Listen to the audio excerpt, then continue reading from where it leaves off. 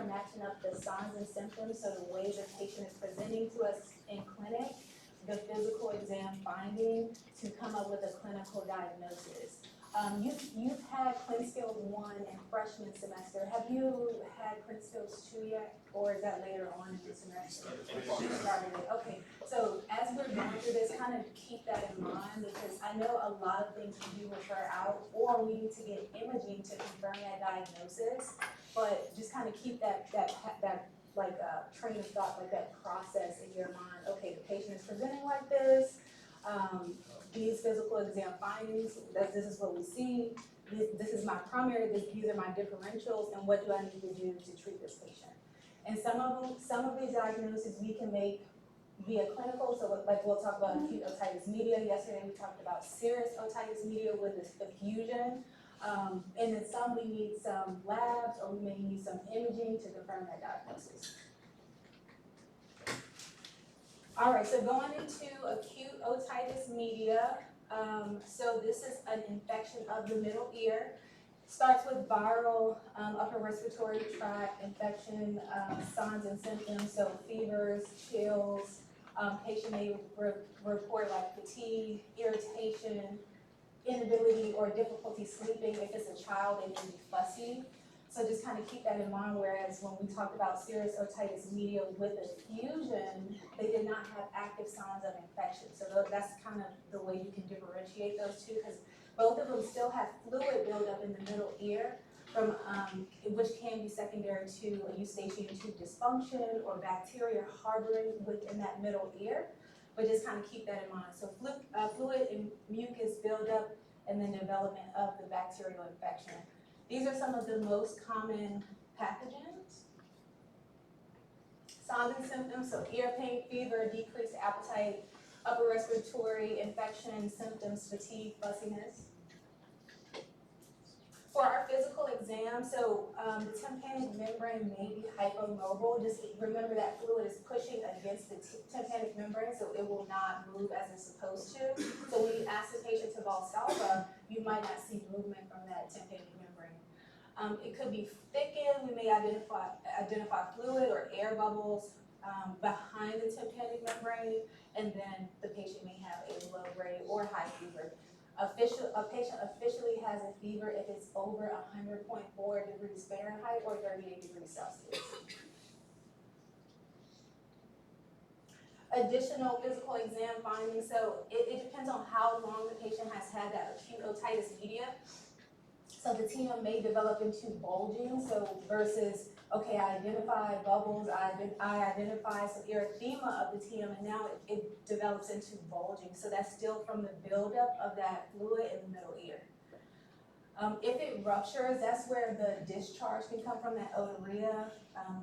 So tympanic membranes can spontaneously heal, but it's going to depend on the patient, which we'll talk about, because we will want to closely monitor these patients, because they will be more susceptible to developing further infections down the line. So treatment, for symptomatic treatment, we can use analgesics, so NSAIDs. 76% of children improve just on symptomatic treatment alone, so that's an option. We can add nasal decongestants or oral decongestants, and just think about, so if we add a decongestant, it's decreasing the swelling in the eustachian tube, and then the eustachian tube can work in its actual function, because it works to remove fluid in as a pressure equalizer. So if we decrease the edema within that oropharynx, that eustachian tube, that's the purpose of prescribing the patient a nasal decongestion.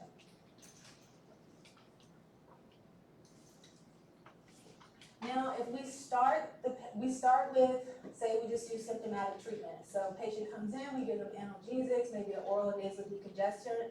They come back, they say, hey, my symptoms are worsening. We can progress to antibiotics. So that's when we can prescribe amoxicillin for both kids and adults. Usually it's a 5 to 7 day course. The doses are different. If that patient has a penicillin allergy, then we will use that as azithromycin. It's not as effective, but we don't want to induce an allergic reaction for a patient. Additional antibiotics we can use if the patient is not responsive to amoxicillin, so we can move to augmentin, cefuroxime, and cefpodoxime. Sorry, difficult words are hard. So this is more informational. As far as the exam, right? I won't test you on this, but this is more for like clinical knowledge.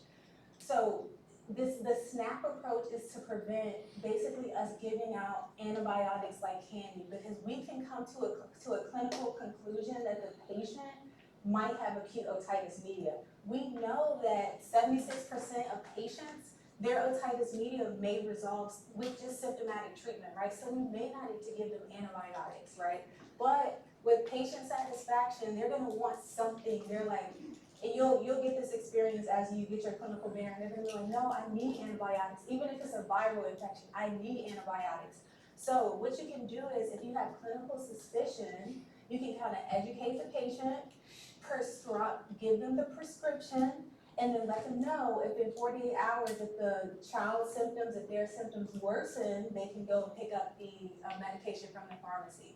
But just, prescribe oral decongestion, prescribe a analgesic, and just ask them to kind of monitor their symptoms. If they worsen, then tell them to go pick up the prescription. Additionally, an amoxicillin rash does not mean that the patient has an allergy to amoxicillin, right? So that maculopapular rash could be secondary to a reaction from Epstein-Barr virus. That's a transient reaction, so it's just good to confirm that they actually have an allergy before you put in their medical record that they're allergic to amoxicillin, because that's gonna stay in their record, going forward. So just confirming that they actually have that allergy and it's not a transient reaction from that Epstein-Barr virus infection. Recurrent otitis media, so this is where we have 3 or 4 episodes in 6 months or 5 or more episodes in a year. If this is the case, then we want to prescribe the sulfamethoxazole or amoxicillin for 1 to 3 months. And then, yes, sir. For that maculopapular rash, Mm-hmm. how do you determine whether that is Epstein-Barr virus or just the allergic reaction itself? Is there like a duration or additional symptoms or?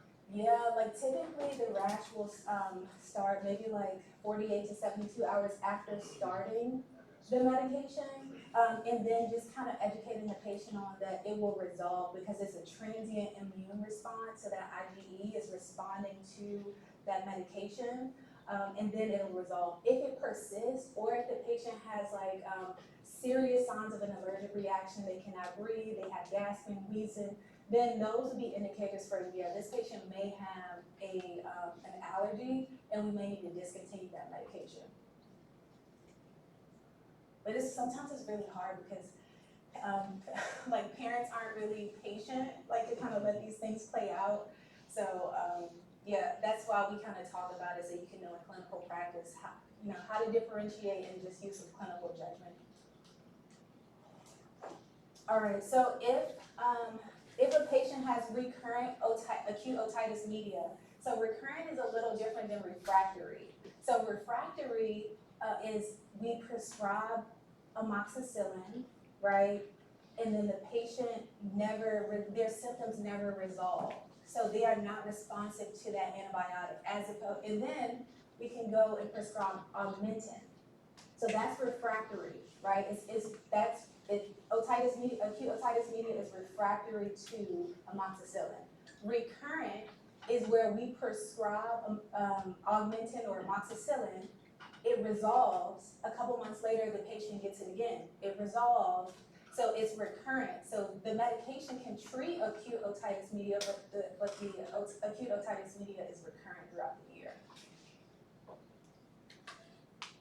So if they have recurrent acute otitis media and pharmaceuticals does not resolve it, then we can progress to a myringotomy. So the myringotomy is actually the incision in the tympanic membrane, and then the tympanostomy tubes. Those are the pressure equalizer tubes that are going to be inserted into the TM. And again, just kind of think about the pathophys and the functionality. So we have that fluid buildup in the middle ear from acute otitis media, and the purpose of those tubes is to release that fluid, release that pressure within the middle ear.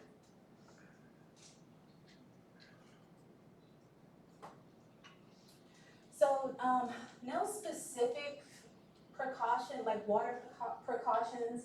You could tell the patient like, hey, just minimize swimming, maybe use earplugs when swimming, because remember those tubes are still going to enter into the middle ear, so you can brief them on that, but it's no like specific precautions. Yes, sir. Ma'am, is there a hard line for when a tympanostomy is indicated? Like, for if you have recurrent otitis media, when you decide that the treatment's failed and you're just gonna go that route? Yeah, I think if you diagnose them with recurrent otitis media, you trial them on oral antibiotics for 1 to 3 months, and that doesn't work, then I would refer them to ENT for ear tubes. That's academically. In the clinic, if they have recurrent acute otitis media, you could just refer them to ENT for ear tubes. But kind of just taking that stepwise approach in academia. Okay, so over 3 months academically, Uh-huh. that's when you refer them for the tympanostomy. No, your indicator to refer them is once you prescribe them oral antibiotics and it does not work, that's when you refer them to ENT. Because we want to do as much as we can as a PA, right? Like we want to try to treat, we want to try different antibiotics. If we try that 1 to 3 months of antibiotics and that doesn't work, then we say, okay, let's refer for a tympanostomy. Thank you, ma'am. You're welcome. So, sorry, Oh yeah. sorry to hit on it. Just for that, do they just kind of drill that little piece of metal through the thing, like you just poke it through? So not necessarily drill. So the mirror, it's okay. Just push it through. Yeah. The myringotomy, so that's where they make an incision in the tympanic membrane, and then those tubes are fitted into the tympanic membrane. Because the goal is, so after they do myringotomy, some of the fluid is going to come out naturally because it's bulging, or it's just built up fluid in the middle ear. So the goal is to decrease the source control. So the source control of the infection is in the middle ear, release that fluid, and then eventually the tubes fall out on their own, and then the TM will spontaneously heal on its own. But that's why these patients are usually followed really closely by ENT because they want to make sure they don't develop another infection, make sure the TM is healing properly, that kind of thing. Or if the TM doesn't heal, do they need to go and do some type of surgery where it's almost not a prosthetic, but they use like skin cells to recreate the TM. So yeah, it can be kind of extensive, but for us, we kind of need to know how to manage acute, refractory, recurrent, and then when to refer for the pressure equalizer tube or the tympanostomy. All right, just some preventative measures for acute otitis media. So breastfeeding, this can increase the patient's immune system. So when I say patient, I'm talking about a baby, obviously. Like don't drink breast milk.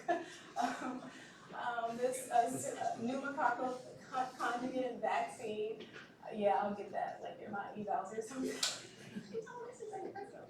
Pneumococcal conjugate vaccine. So again, the body is fighting against the colonization of bacteria, right? That's the purpose of a vaccine.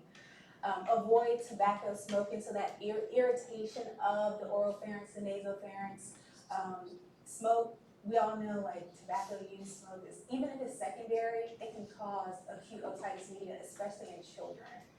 And then avoiding daycare if possible. I know this is difficult because we all work, we cannot afford an au pair, but ideally within a daycare setting, children are putting their fingers, eating everything, touching everything, so that's spreading bacteria, so they're going to be more susceptible to acute otitis media.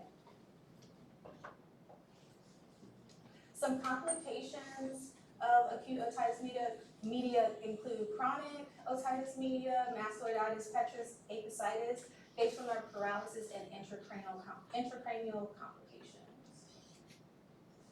So chronic otitis media is acute otitis media greater than 3 months. It's never resolved. It's been persistent, the patient has persistent otorrhea, persistent symptoms, discomfort, ear pain, maybe even like a low-grade fever that never resolves, some fatigue. So it never resolves. It can cause long-term damage of the middle ear and the tympanic membrane. This is the most common complication of recurrent acute otitis media. Symptoms include, I already kind of talked about this, but oral discharge, pain with acute exacerbation, and of course that decreased hearing loss. So remember, we're in the middle ear, so we might identify some conductive hearing loss on physical exam. Some additional signs that we might see on physical exam, again, that purulent oral discharge. And what I mean by that is going to be like discolored, green, yellow.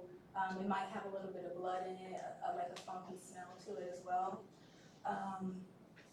And then that perforated TM. So they do not have to have, the patient does not have to have a perforated TM to have chronic otitis media.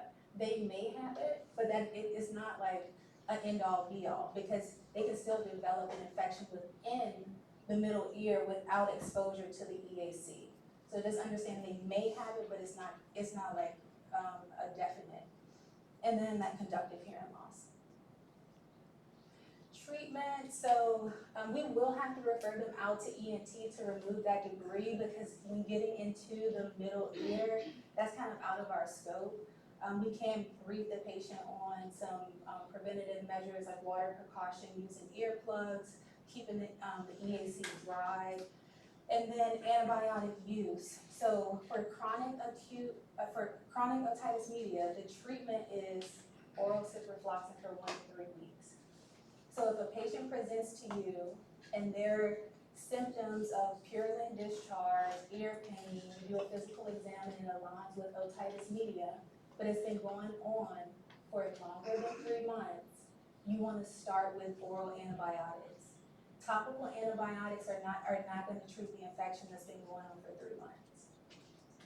So make sure you look at the time frame as to how long the symptoms have been occurring for the patient, because that's going to differentiate between chronic and acute, and then your treatment plan. For refractory chronic otitis media, we will refer to ENT and they can make a decision on if they need to do a TM repair, if it is a perforation. All right, check on learning. Can I just get one volunteer?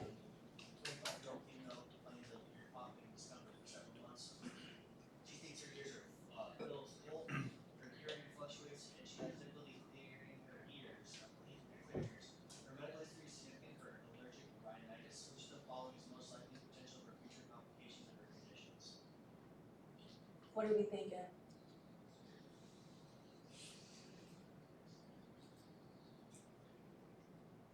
Anybody? Any thoughts? Delta. Can anybody tell me why they're thinking Delta as opposed to Alpha? It's not huge, we've been on for several months.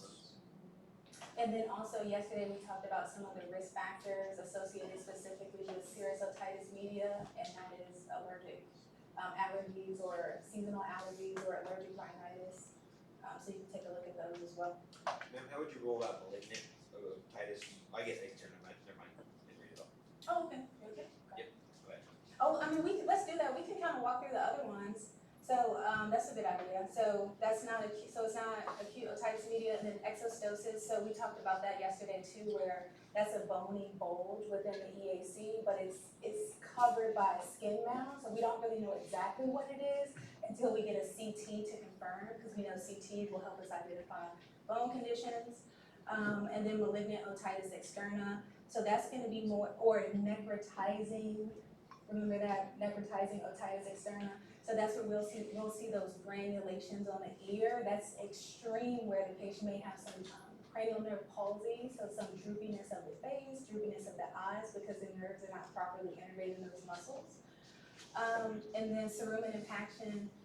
This doesn't really align, and I think we would probably see an infraction on our otoscopic exam, so we can kind of rule that out. Because I would have to give you the physical exam findings for you to make a determination if it's still an infraction. So. Any questions?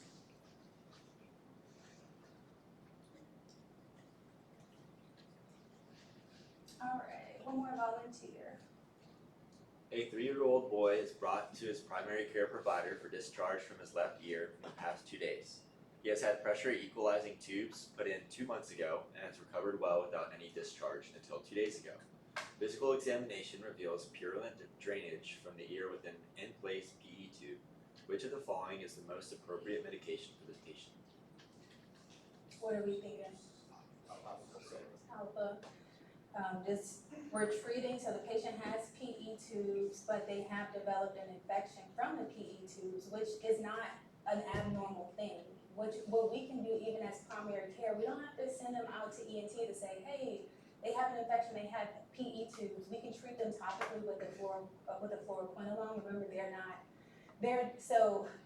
I'm gonna say they're not ototoxic, right? But I know it's like new research to say like it may show, they may have some signs of ototoxicity, that kind of thing, but the biggest thing is not to give them neomycin, so an aminoglycoside, because that we know can cause severe hearing loss from its ototoxicity, which is oral gentamicin. So we know we don't want to give B or we don't want to give C. And then oral ciprofloxacin, we're thinking about taking the stepwise approach, so before we just go ahead and prescribe oral antibiotics, let's try the topical, so that'll be the first line. And then IV vancomycin, please don't do that.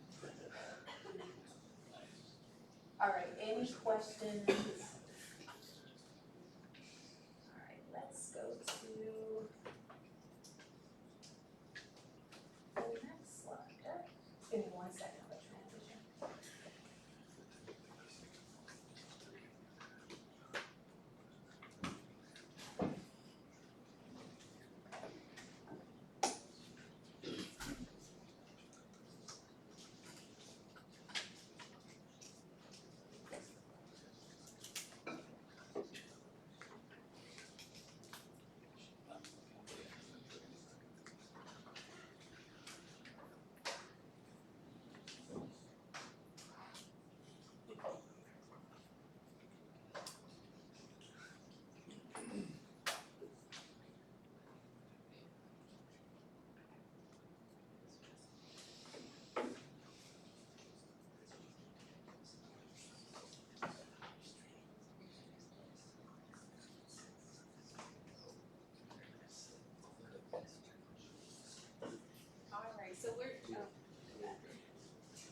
So we are continuing on, so we stay on track, because I know it's 2 different slide decks. We are still in complications of acute otitis media. So mastoiditis, just so you kind of get your wheels turning, mastoiditis can be caused by chronic or acute otitis media. And we'll kind of talk about how to differentiate that. All right, so for mastoiditis, so it's untreated, the pathogenesis includes untreated AOM, so that bacteria just kind of the mastoid is very in close relationship to the EAC, so that bacteria can transfer from the EAC to those mastoid cells, so generally those mastoid cells are filled with air, and if an infection harbors in there, they're gonna fill with fluid, so that's kind of defining that, the definition of mastoiditis. And it can develop some bone destruction just depending on the extent of disease. These are the most common bacteria that cause mastoiditis. So signs and symptoms, so a fever, spiking fever, so generally because this commonly happens in children, if it is, it's gonna be like 105, 104, 105, well beyond that low-grade fever of 100.4. They may have some post-auricular pain, so don't get that confused with the battle sign. That post-auricular pain is going to be extremely extensive, and the auricle will protrude because it's so much swelling within that mastoid. May have some post-auricular cellulitis, that erythema, tenderness, that flatulence, plus or minus So that's where it becomes like really squishy, and that's from the buildup of the fluid within the mastoid and potentially an abscess developing as well. So that could be like that squishiness or fluctuant mass. All right, so imaging considerations. So this patient could present to you either in an ER or even at a primary care clinic. So initially, we're gonna start with ordering a CT because mastoiditis is infection of the bone, so we wanna assess the bone. Also, CTs generally come back pretty fast as opposed to an MRI. Within that, you can kind of see on this picture here where they have like the decrease, it's more like fuzzy of where it's supposed to be black because that air is filled with fluid in those mastoid cells. After we get our CT, we can progress to get an MRI to get a more, like a better identification of the extent of disease.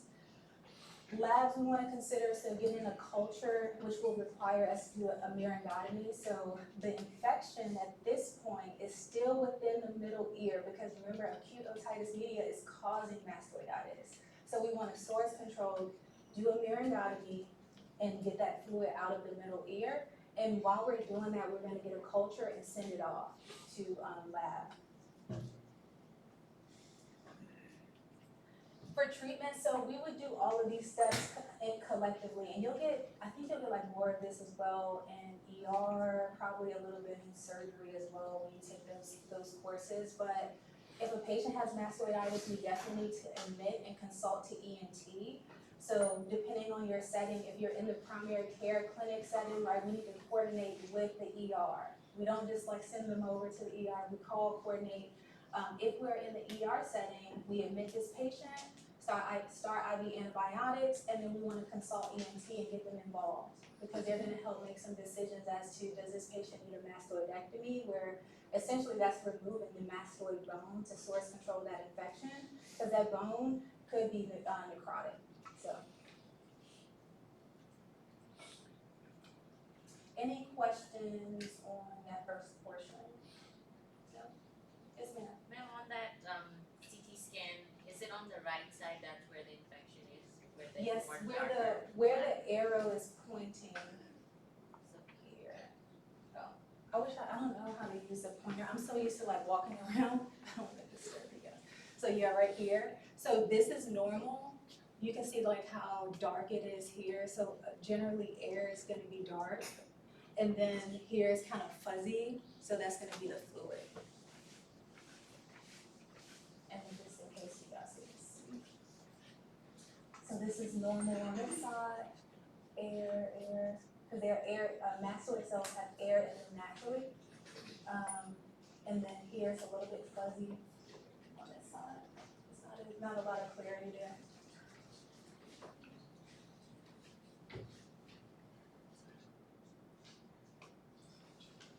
All right, can I get a volunteer?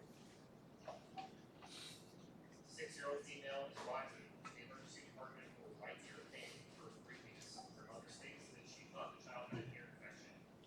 She has been instilling apple cider vinegar in the ear for 3 days. The child's temperature is 101.3 degrees Fahrenheit in clinic, and the physical exam reveals a tender, fluctuant mass behind the orbital. Which of the following imaging studies is most appropriate for this patient? What are we thinking? CT. So did mom do a good job at least trying to prevent, she's thinking external otitis, right? Because she's trying to use a drying agent. She's like, oh yeah, I got this. But the patient actually had acute otitis media that progressed into mastoiditis. So just kind of thinking through the pathophysiology. So she tried, but it's been going on for 3 weeks and mastoiditis. But yep, kind of just going through the answer choices. So definitely not a DEXA bone scan. X-ray, not going to do much for us. And then the CT, we want to assess the extent of the infection within the bone. So that's why it's going to be our primary. Ultrasound is not a good tool for assessing any pathology on the bone. And then MRV, so remember that's for like that pulsatile tinnitus, or we'll talk about the sigmoid thrombosis as well because we're assessing the veins. All right, another complication is petrous apicitis. So this is infection of the petrous apex. Petrous apex is within the temporal bone. So again, that bone is really close in relationship to the EAC. So these chronic infections can develop into bone infections around that EAC. Symptoms, acute otitis media symptoms like what we talked about, fevers, chills, night sweats, not night sweats, fevers, chills, some otorrhea, pain, discharge from the ear. And then they may have some deep ear or retroorbital pain. That cranial nerve 6 palsy, so that's where the patient cannot move their eye to the left or right. Yep, so, and then that foul oral discharge, so it'll be very distinct, a very distinct smell, similarly to the malignant otitis externa, like it's just gonna be really funky. So very different from just typical otorrhea. Yes, sir? Yeah, do you know, like, do you have to try to smell it or will you smell it? You will smell it, yeah.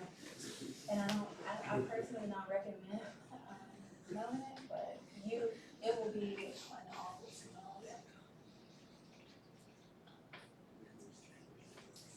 All right, imaging, so we're gonna start with the CT, and because remember, we're assessing infection within the bone. We can get an MRI later on if necessary. Long-term treatment include antibiotics and surgical drainage, or perhaps a mastoiditis as well, a mastoidectomy, and then complications of this. So just think about it in a sequela fashion. So infection of the petrous apex, right, the temporal bone, and then going into the meninges surrounding the brain, right? So all of that is such in close relationship. So if we don't treat these things, they can sequela to pretty serious complications. Facial nerve paralysis. So pathogenesis and causes acute, this is very rare for a patient to develop this bacterial neurotoxin, because usually we're gonna see other signs and symptoms or diagnoses, even like a mastoiditis is more common than a patient just presenting with a facial nerve paralysis for acute otitis media. More commonly is going to be that chronic inflammation due to a cholesteatoma, and we'll talk about that later because it's primary, secondary, or congenital. And just kind of thinking about it again within the pathology, so the facial nerve is such in close relationship with that vestibular cochlear nerve. So if a patient develops that cholesteatoma over time, it's going to push against that nerve and cause that paralysis. These are some tests that we can do, the facial nerve function test, so we know we can do our cranial exam, and then we can get an MRI, because a CT is not going to do much for us with assessing nerve pathology or assessing sponginess or any like masses. We're definitely going to want to get an MRI. All right, so acute is usually rapid, but like I said, this is pretty rare. And then treatment, so they will do a myringotomy and drain, again, source control, get a culture, start IV antibiotics based on, they will start like a generalized antibiotic, something that's gonna cover like a fluoroquinolone, that's gonna cover a lot of bacteria, and then they will progress and tailor that antibiotic coverage based on the culture return. Prognosis is excellent as long as we can identify the cause and treat early on. So chronic, so this is slower development due to that cholesteatoma. Ideally, and we'll get into this a little bit later, but the only way to treat a cholesteatoma is to remove it because it's a buildup of skin cells. It's a mass within that middle ear. So the treatment, depending on the size, it may or may not cause symptoms for the patient. So it's going to depend on the symptoms and the size of it as to whether or not they do a surgical removal. They do have this does have a less favorable prognosis than acute, and it's mainly due to the size of the cholesteatoma. So we'll see some examples here. Intracranial complications, so meningitis, sigmoid sinus, thrombosis, encephalitis. that's the actual infection of the brain and an intracranial abscess. So that is a sequela from meningitis to encephalitis to an intracranial abscess. So that bacteria just harboring and festering into an enclosed pocket, which is that abscess.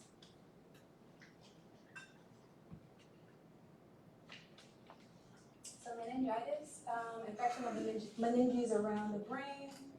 Signs and symptoms are a little different here, right? So we can see like that headache, that photophobia, so sensitivity to light, fluctuating mental status. So on your physical exam, you usually do a mental status check where you're like A&O times 3, they're, verifying their name, where they are, and, who's the president or whatever. So that may be fluctuating. And then that neck rigidity, so it's gonna be secondary to the fluid buildup. In that infection, they don't have that same rigidity or that same movement that they would normally have. So the only treatment is to refer and to get a myringotomy because they have to source control myringotomy, they'll start IV antibiotics. But if we suspect this, we wanna get ENT or neurology involved immediately. Not neurosurgery yet, but neurology.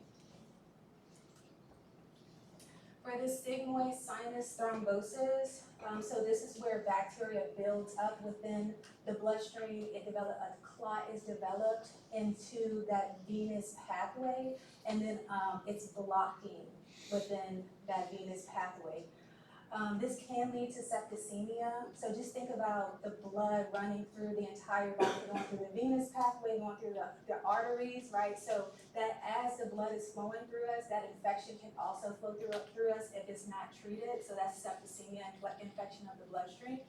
Signs and symptoms, again, you might see that spiking fever, chills, intracranial pressure, so headache, that lethargy, nausea, vomiting, papillary edema.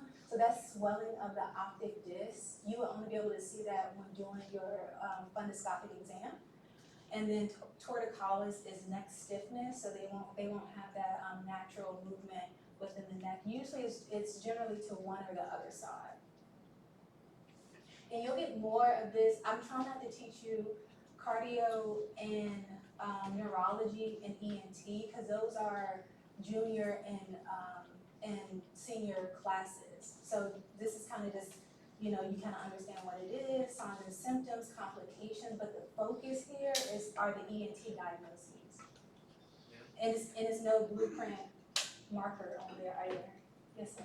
When we're like looking through in our exam, we say no lesions on the fundus. Is that what we're talking about? Like this, when you were saying you had that fundoscopic exam, like Oh, is this what we're actually so when you do your ophthalmoscope exam or fundoscopy exam, you're looking at the optic disc. So you have to find the optic disc, and it will appear larger than normal for papilledema because that's swelling of that optic disc. Over time, you will be able to know like what normal and abnormal looks like.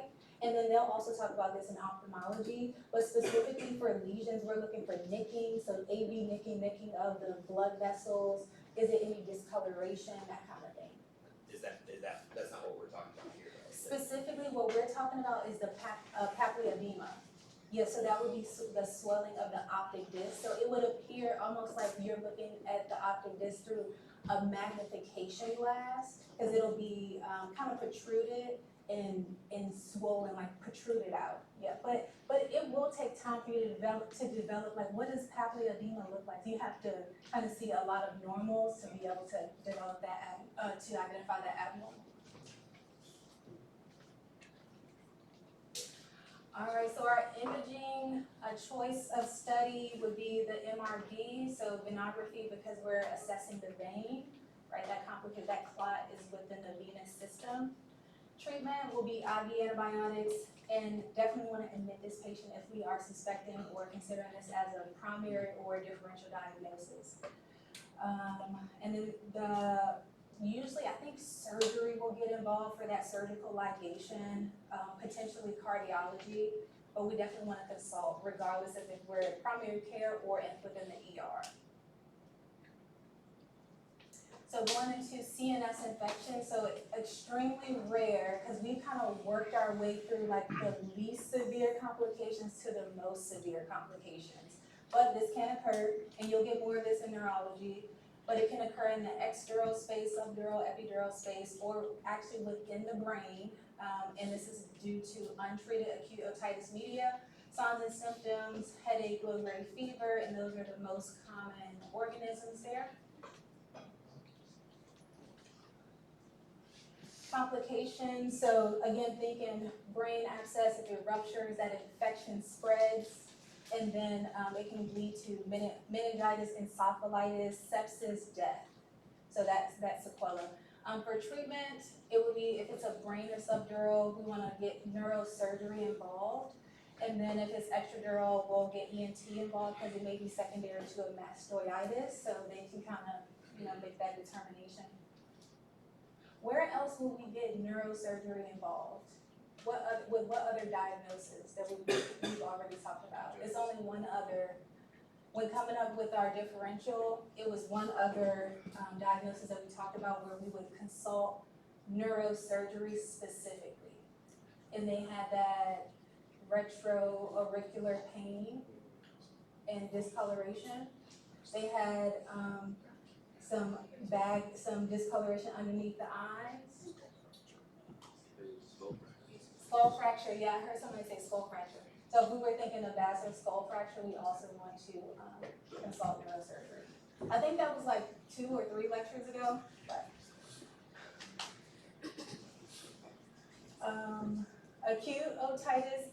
Otitis media with effusion, also known as serous otitis media with effusion. So these are some of the complications. So cholesteatoma, so it's 2 different types. Am I going too fast? How are you guys doing on time? Okay, perfect, okay. So cholesteatoma, so it's congenital and acquired includes subtypes primary and secondary. That image there, you can see the cholesteatoma is so big that it's kind of protruding in the top and bottom there.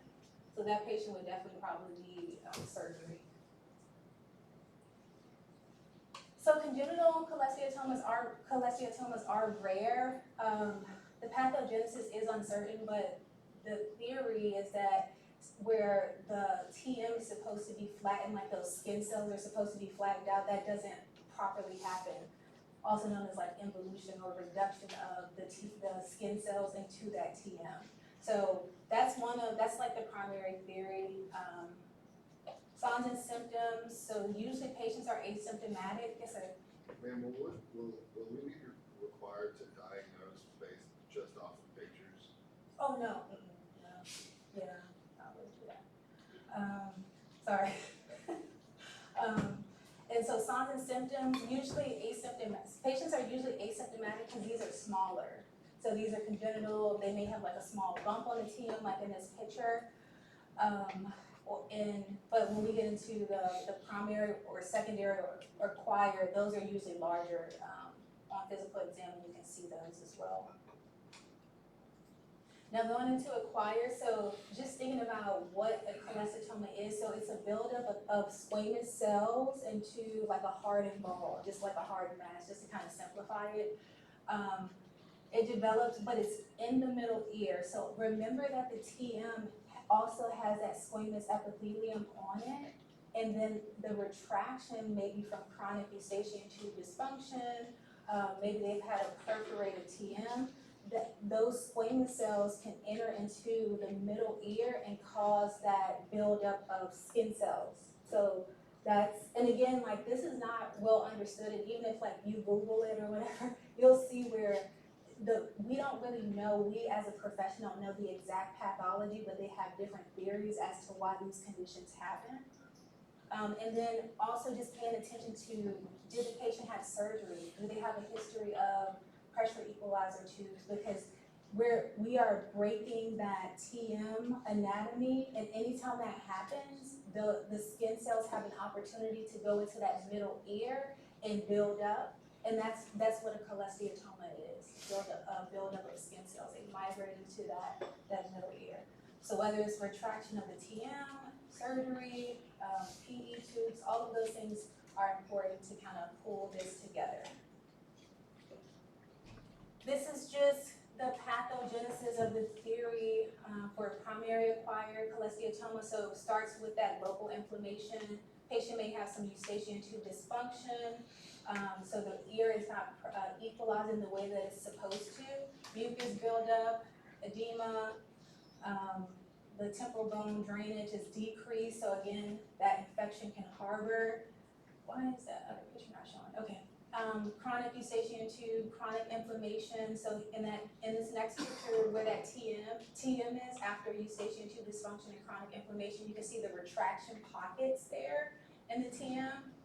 That squamous epithelium migrates within the middle ear, and then you can see the buildup of that cholesteatoma. That's actually a pretty large one, and then you can see it even protruding into that mastoid as well.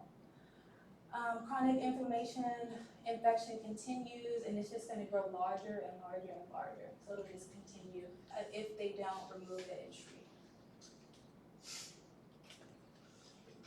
Symptoms, so patient can have chronic ear drainage, conductive hearing loss, tinnitus, rare, but the patient can have vertigo or vestibular symptoms, so dizziness, feeling imbalance, if the cholesteatoma intrudes or protrudes into the inner ear or causes something, a condition that affects the inner ear, but that it would have to be pretty large to do that, because even on this picture here, you can kind of see like how close the cochlea is in relationship to that cholesteatoma.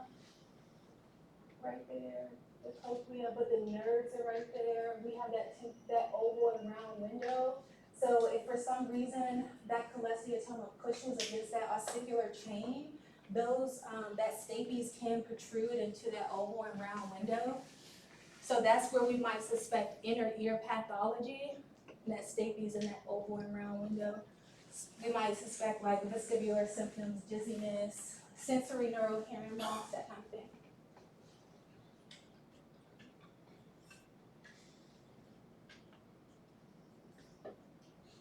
On physical exam, we definitely want to check the patient's cranial nerves. So highlight in 3, 4, 6. Also highlight in cranial nerve 7, so that's a facial nerve because it's in close relationship with cranial nerve 8, the vestibular cochlear nerve. So just making sure that we're doing a thorough exam.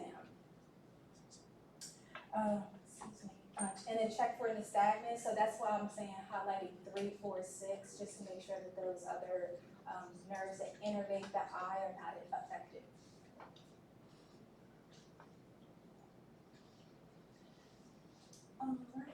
Signs and symptoms, so these are signs we might see on a physical exam. The retraction pockets within the pars flaccida, epithelium and keratin debris buildup, so that's located, you can kind of see that on that picture in the top left. Chronic purulent otorrhea or drainage, granulation tissue on the TM, that's actually depicted in that picture as well. Now this is for a primary acquired cholesteatoma, right? You see that picture there? So then going into secondary acquired cholesteatoma, so secondary is going to be where we're talking about the patient had surgery or they had a perforated TM, that kind of thing. So you can see in this picture where the TM is perforated and we can actually see through the middle ear, right? So they can have that keratin debris and buildup, and that white portion here is actually a cholesteatoma. So that's here in the TM. Is perforated, because we would expect the tympanic membrane to be there. Could you see that? Could you see? Okay. And then here, this is the actual cholesteatoma. Ideally, we would have a TM here, but it's perforated, so it's open.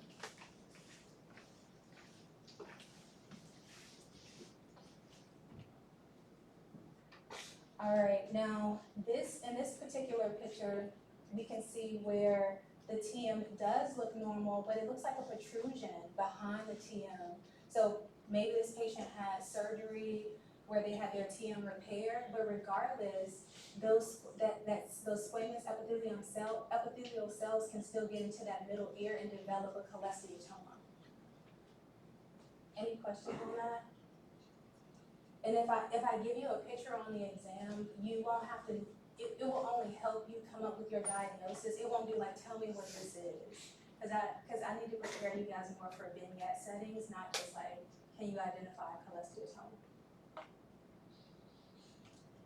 All right, all patients with the cholesteatoma, or if we think they have a cholesteatoma, we need to get, send them to audiology so they can get a audiogram. We suspect conductive hearing loss because we are still within the middle ear, right? So anytime we have conductive hearing loss, it's gonna be an issue in the external ear or in the middle ear.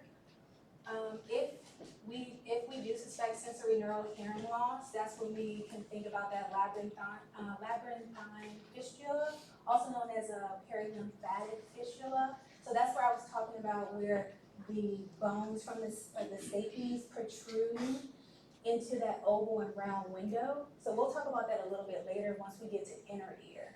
But I don't want to get too much into that right now. And then for imaging, we want to start with a CT, but we have to eventually get an MRI because remember, this is a buildup of skin cells. So it's a mass, and the MRI is going to be the best choice for cholesteatoma. But we can start with the CT. It's fast, it's quick. We can see if it's protruding within the mastoid, because it can do that. It can affect the mastoid that's really close in relationship to the EAC, to the middle ear, and then we can progress and get that MRI.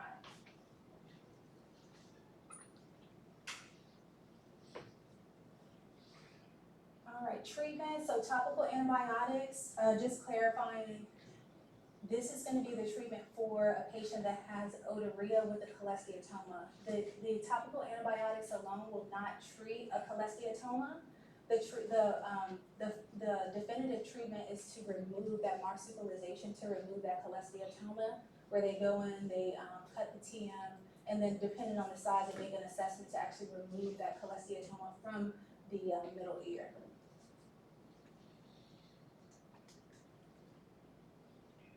Complications, so bone erosion, we kind of talked about this a little bit. This is a good picture to show you how it can protrude within that mastoid, because those mastoid cells are air filled, so they don't have a lot of resistance against a mass that's pushing up against it. They can be fractured as well because that is bone, that mastoid.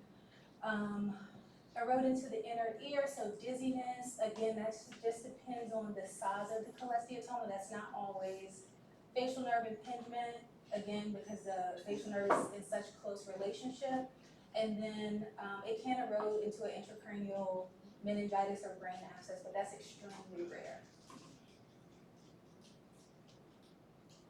All right, let's take a 10-minute break. And then we'll come back and finish up.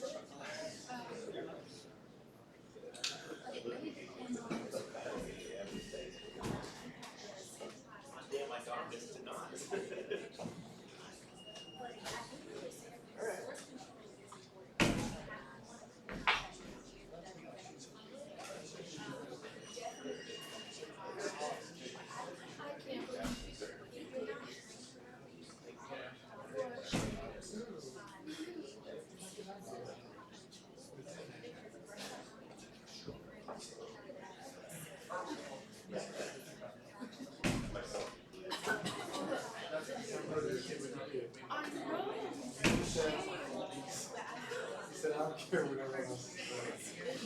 Over time.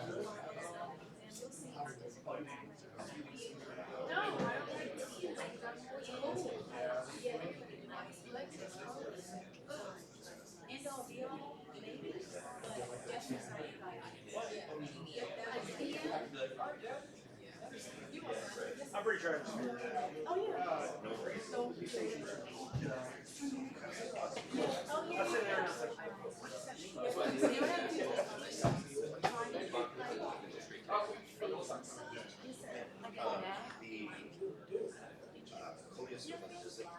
You're so, you're just so like specific. I want my nails done, but I want like I want a massage, but I just want my nails. They normally do full body. Do they do that? They do full body, but I have to have. Well, There's like no. well then, Literally, you can feel the difference. you can tell them to. Where do they go after? It looks Or you can go to the mall. entire TM is perforated, and then the police are attached to TM guys that is stuck within the police.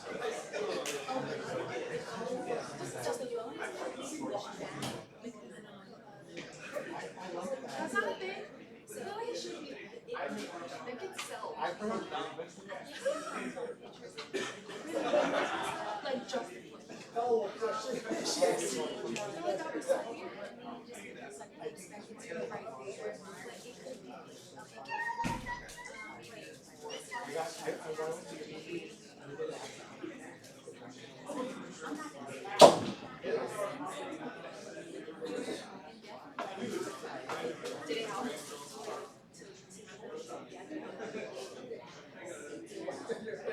So you wouldn't be worried about in cases like this where And then like it goes like up to the scalp and like just like for a year or just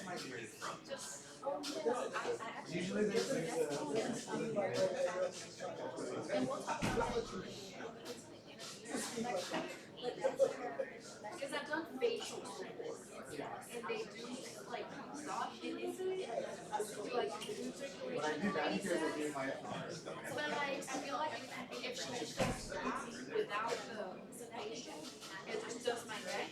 But you don't have any other song.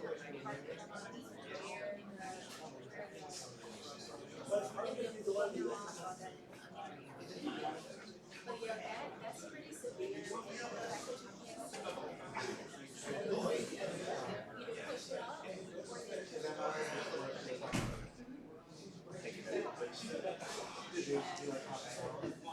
Next massage is near me.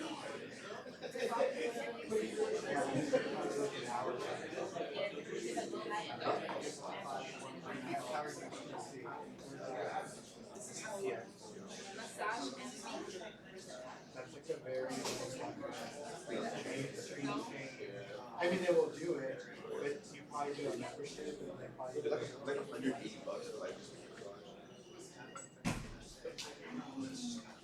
there's also See, this is what I want, like just my I want them to touch my arm. No, it's just my neck and my arm. Something that's I don't if we can concentrate on my lower back, we'll do everything. See, tension, headache relief. I told you so. I didn't say it wasn't. More than 60% of the 45 million Americans who suffer from chronic headaches suffer from migraines. We never had a conversation about this. I don't have headaches, but if I still don't have a headache and it's on my neck, I'm fine with that.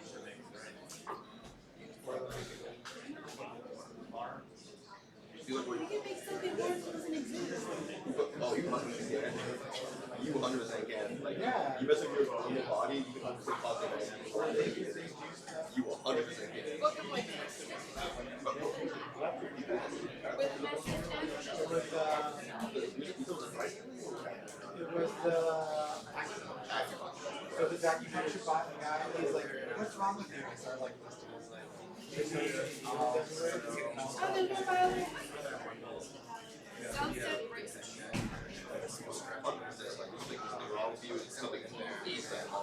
yeah, I was like, it's a new, Live by it.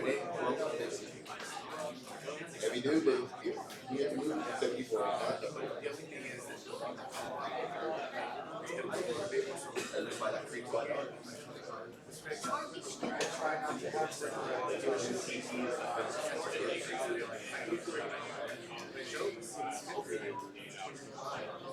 price, yeah, but it's not the same, so. $75 for 60 minutes. Specific service, personalized. Like still on my neck. Now, look at you can think of better place just my neck. Exactly, and I'm not gonna trade it, you know what I mean, I'm gonna keep it for like, wherever it's going. Yeah, so, fine, I was like, oh, wait, thank you. Already.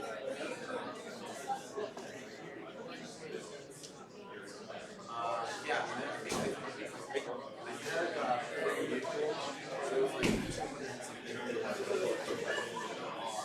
Yeah, I know, it's expensive. No, it's expensive. I think when I first got here, I was like,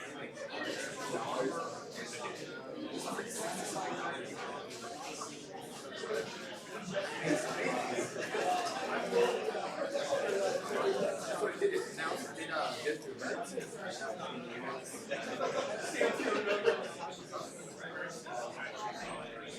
I have the what's it called? Yeah.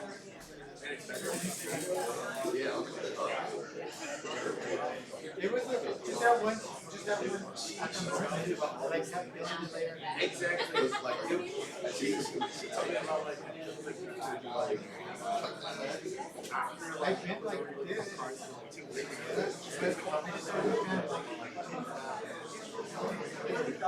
It feels like the color is like from that song.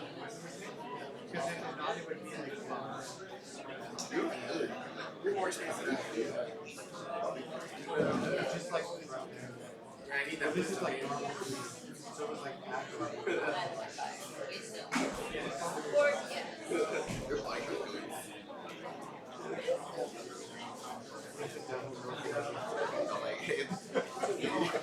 you're fast. I'm literally about to hit 30. I don't need it. We don't need a foot. I have thought We'll be in like the 30s for a bit. this looks like it's coming out of I know. I'm the more introvert.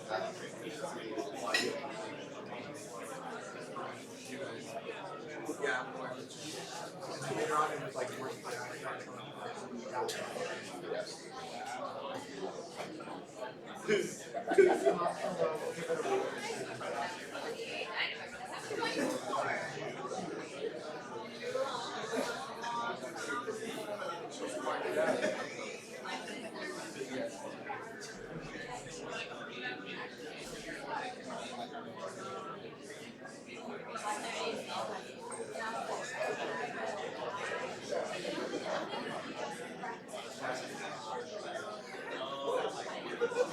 They're like,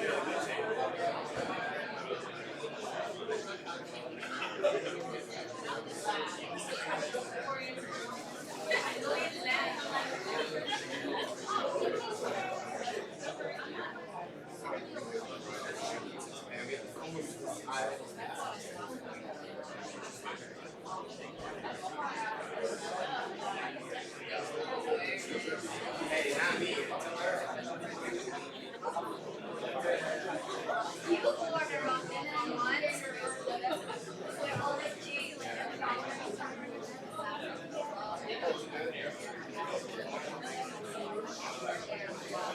That's it. Next class.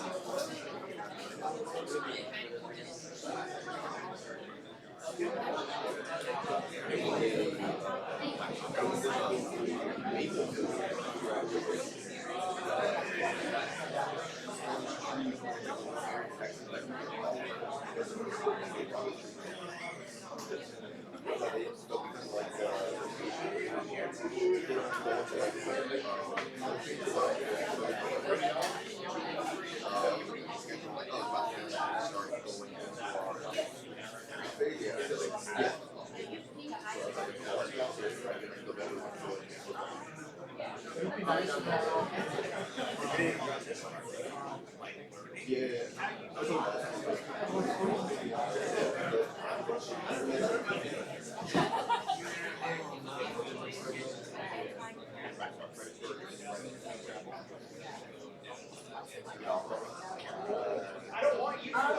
ahead and get started. So we're gonna wrap up the middle ear today.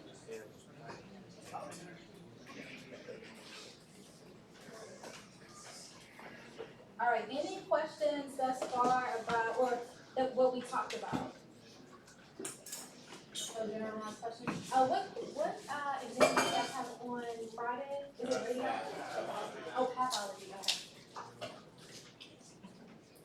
Alright, so going into otosclerosis, so this is one of the most common causes of acquired conductive hearing loss. So we're still in the middle ear, the issue is within the middle ear in the ossicular chain. These are just some of the statistics, just for trivial knowledge, not really test applicable. So the pathogenesis for otosclerosis, so that's where the patient has increased bone overgrowth within the stapes specifically.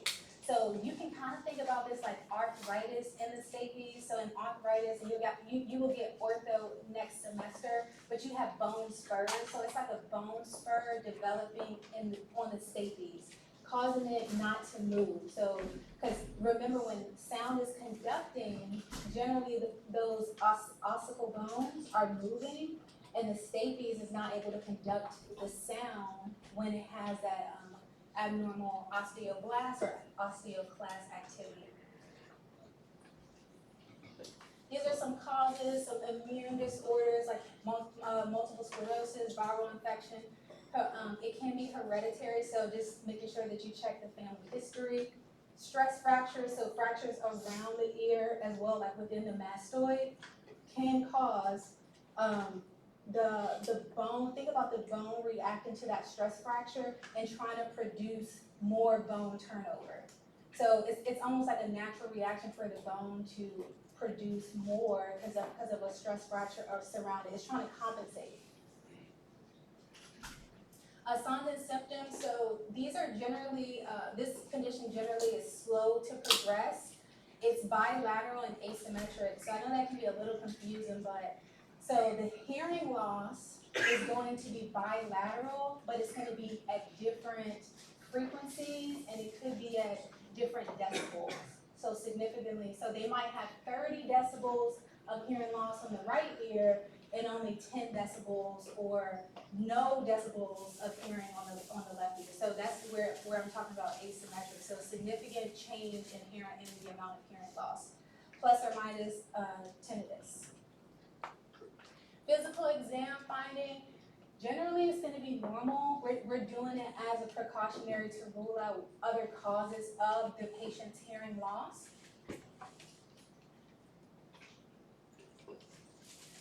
I want to touch on, and then just kind of reiterating, those are our tools, Weber, Renee. So we know bone conduction is greater than air conduction and conductive hearing loss, so we're still in the middle ear. The issue is at the stapes of the ossicular chain. So this is an example of what is called an air bone gap widening. Again, I'm not going to ask you to read an audiogram, but just so you kind of understand, like in a vignette, you may send a patient to get an audiogram and it returns with that Carhart notch, and that could be indicative of otosclerosis. So generally the stapes transduces or conducts energy to the inner ear, the cochlea, at about 2,000 hertz. So that's where, but if it cannot move, it's causing that gap. So it can't function the way that it's supposed to function. So that's why we see right at like 2,000 hertz, we have that decrease in hearing loss. The patient actually doesn't have hearing loss. It's just that the bone cannot move. So that's why the treatment is prosthesis, they get a stapedectomy, and then the hearing loss can be treated, right? So it's just a phenomenon while that stapes is dysfunctional. Any questions on that? All right, treatment. So these patients can't just be observed.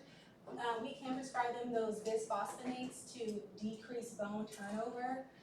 They can have, if necessary, hearing aids, or we can send them out to ENT to do a staphyodectomy, so they can get that prosthesis. All of these patients should be referred for audiogram and then ENT. So we get the audiogram, it comes back, we align that with the presentation of the patient, right? We might see that Carhart notch on audiogram. Next best step is gonna be to refer them to ENT, or perhaps I might ask you to diagnose this patient. What's your primary diagnosis? Maybe otosclerosis. Does that kind of make sense? Kind of walking through that.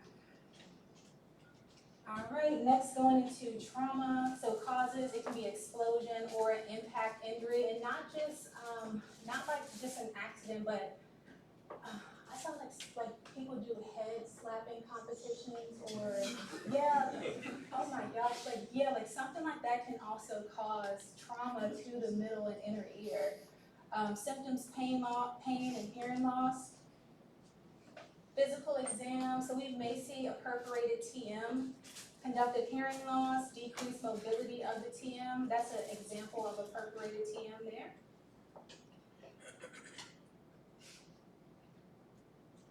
For treatment, so these, so if the TM is perforated, remember TMs can heal spontaneously. So we can give them up to 4 weeks, have them come in, check on them, just give them some precautionary measures like decrease, if they're a swimmer, decrease swimming, no diving, no skydiving, that kind of thing.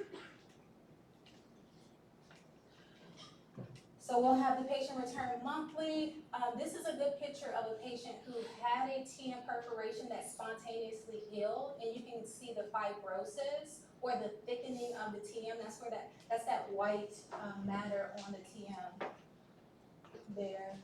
So because fibrosis, it's still kind of preventing the TM from moving in its normal capacity. So trauma can cause some hearing loss.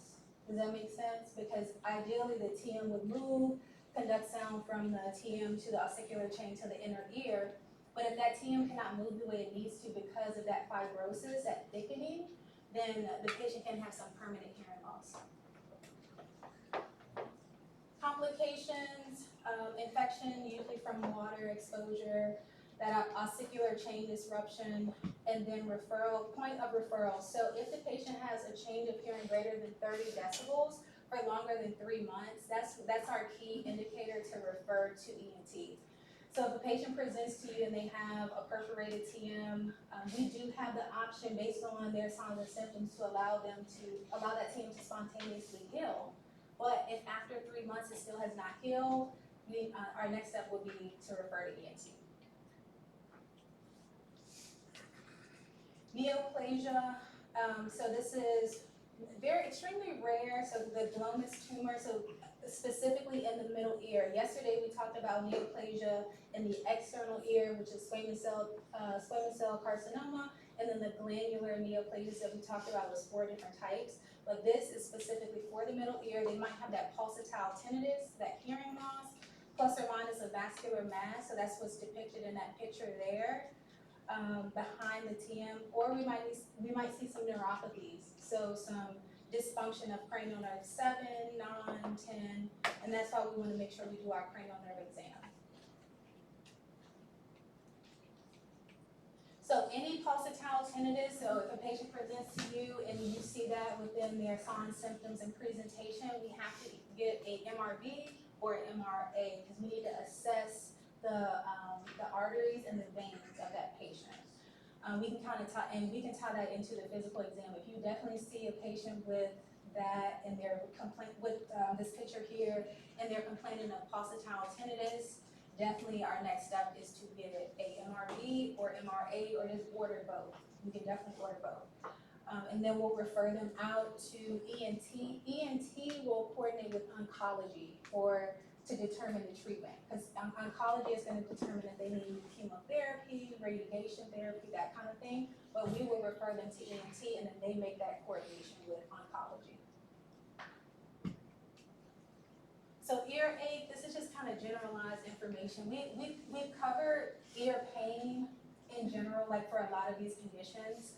But earache, most common cause is acute otitis media. It can be external otitis. Other causes herpes zoster oticus. So this is pain out of proportion because they have those vesicles within the ear that's causing that extreme pain. Additionally, osteomyelitis or cancer can also be what we call referred pain in the ear, but they can also have, it could be caused by a cancer. Non-otalgic causes, so TMJ dysfunction, again, just kind of thinking about the anatomy and how close our TMJ is in relationship to our EAC. So they might say, oh, I have ear pain, but really they have some TMJ dysfunction.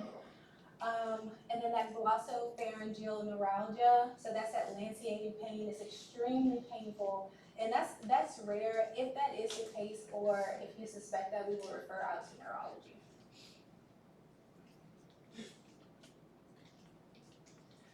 Continuing on, so infections and neoplasms as well within the oral pharynx, the hypopharynx, larynx, and if the patient, so if you do a physical exam and everything comes back normal, but that patient is persistent about earache, ear pain, they don't, maybe some recent weight loss, weight gain, go ahead and, sorry, not weight gain, weight loss, go ahead and send them out to ENT, get some imaging, because it's something going on with that patient that we can't identify. Right, so this isn't like a high yield thing because the pants blueprint, it's not on there, but I'm just saying in general, like it could be other things going on. And then going into barotrauma. So barotrauma is damage to the ear tissue or the bone. So that squamous epithelium, the TM, or the ossicular chain, secondary to changes in pressure. So the eustachian tube is not functioning the way that it's supposed to because as when we swallow or yawn, the eustachian tube opens to clear that air. So if the eustachian tube is not clearing that air, then the pressure will build up in the middle ear. This could be secondary to flying, diving, rapid altitude change. Symptoms, so ear pain with pressure, worse on descent, and it can cause perforation or hearing loss. Physical exam, so eustachian tube dysfunction, we already talked about that. Plus or minus a perforation, plus or minus a hemotympanum. Do you guys remember what that is, the hemotympanum? Blood in the middle ear, so they might have some blood in the middle ear.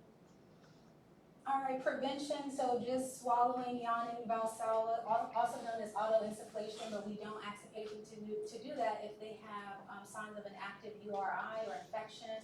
We can prescribe them oral or nasal decongestants as well, because what's gonna happen is it's gonna open up that eustachian tube and decongest that area to allow the eustachian tube to function the way that it needs to and clear that air.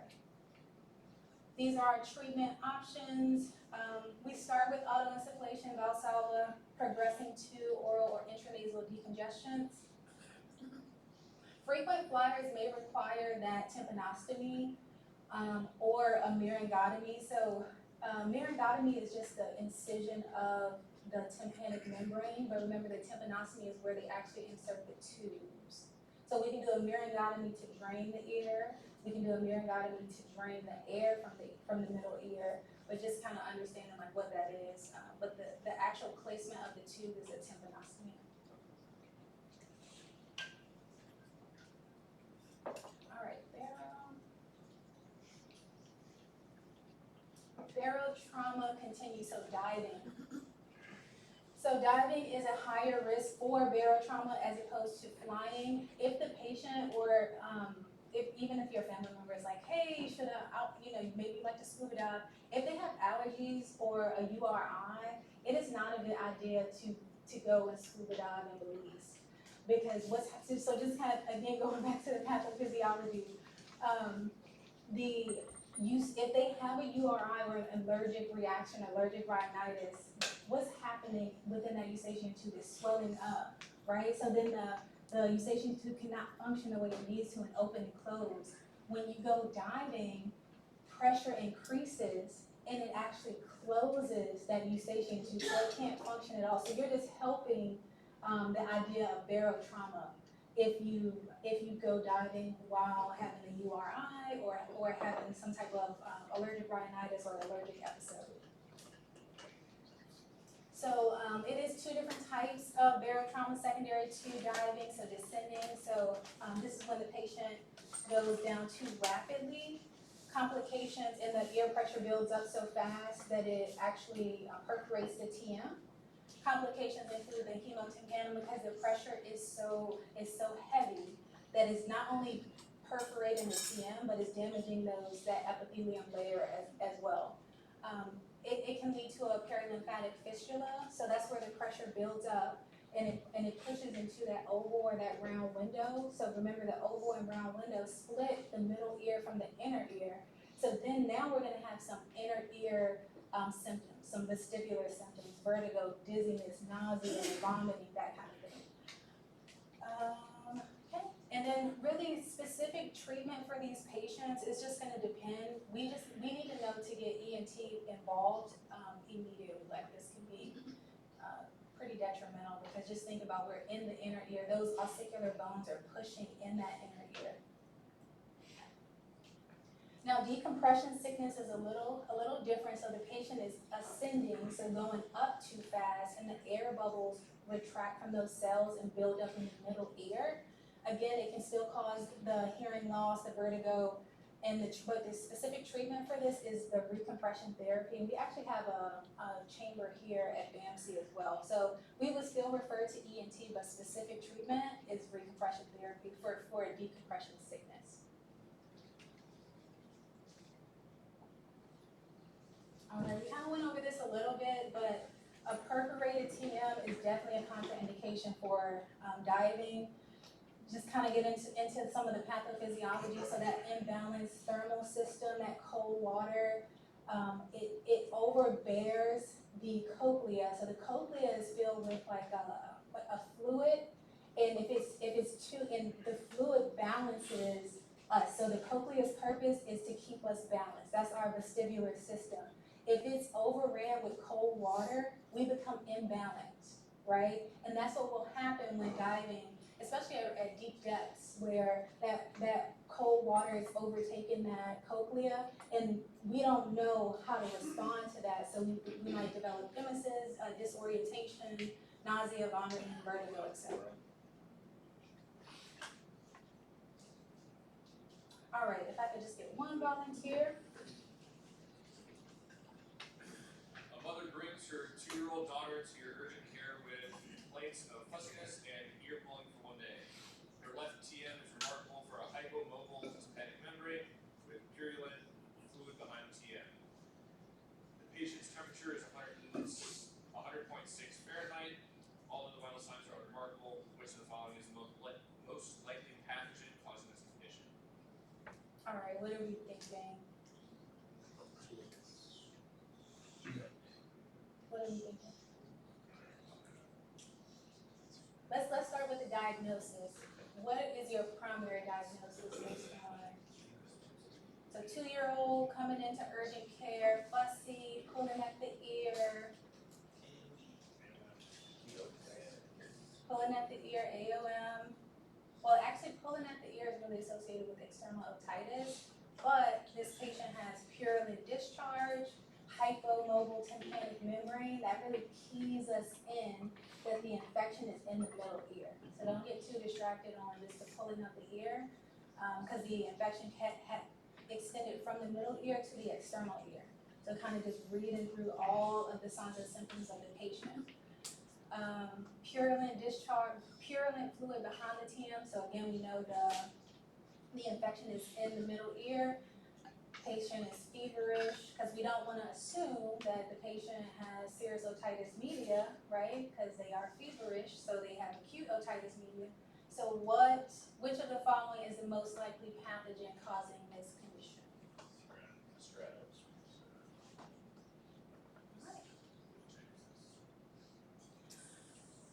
What is the best treatment plan for the above patient? What do you guys think? It said amoxicillin. How many vote amoxicillin only? Just one. What about augmentin? That's for refractory. Yes, very good, that's for refractory. Do we deny the patient antibiotics and discharge? Do you want an ice complaint?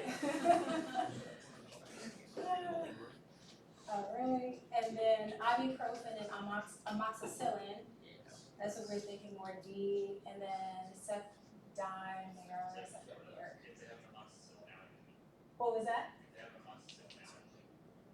I don't think they do, not in this scenario. That's it? Did I miss that? So that's No, that's Oh, what okay. Oh, I was like, oh gosh, maybe I missed that in my own scenario. No. Oh no, so D, and the reason why is we wanna treat the patient's pain and the infection, right? So like, we kinda get so focused on, okay, we have to treat the infection, but the patient is in discomfort. This is a 2-year-old, mom that's bringing, or a mom bringing their 2-year-old in. So that's why D is the best choice, right? We could just prescribe amoxicillin, but the best choice for initial treatment is gonna be ibuprofen and amoxicillin. Does that kind of make sense? Don't forget to treat the pain. All right, I think this is our last one. Yeah, so one more volunteer. A 25-year-old Navy SEAL diver reports to your sick bay with vertigo, hearing loss times 1 hour. He reports symptoms started while diving. He has pain suddenly on descent with emesis and vertigo, and his dive partner had to bring him up. Physical exam reveals an intact TM with a normal appearing ear canal without drainage. Which of the following should you be concerned for? What are we thinking? Somebody said A? Charlie? Yeah, just kind of walking through this. So vertigo, hearing loss for 1 hour, so this is extremely acute. Patient has pain suddenly on descent, so when he was going down, like descending down. Developed that emesis, so nausea, vomiting, vertigo. Physical exam, so that the TM is intact, but this patient has extreme vertigo, nausea, vomiting, right? So don't get too caught up on the intact TM, because those acicular bones could still be pushing towards the oval round window, causing that perilymphatic fistula. And so the correct answer is C. And then, so chronic otitis media doesn't really align with this. Same thing with like cranial nerves, 8 palsy. I don't think, like maybe some hearing loss, but that's not our main concern.